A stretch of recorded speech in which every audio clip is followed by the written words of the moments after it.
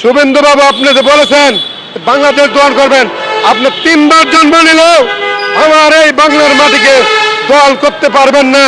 কারণ বাংলার মানুষ, বাংলার বাঘ, ভারতের কথায় বাংলার মানুষ চলে না, যে ভারতের শাসন নিয়ে চলবে না, এত সোজা না যে ভারত চাইলেই আমার এই বাংলাদেশ দখল করতে পারবে। বাংলার মানুষ কখনো ভারতকে ছাড় দিবে না। ইচ্ছা করলে ভারত এই বাংলাদেশকে দখল করতে পারে না। ভারতের যে মন্ত্রী সাহেব আপনি বলেছেন যে বাংলাদেশ দখল করবেন, আপনার 3বার জন্ম নিলেও এই বাংলাদেশ আপনি দখল করতে পারেন না।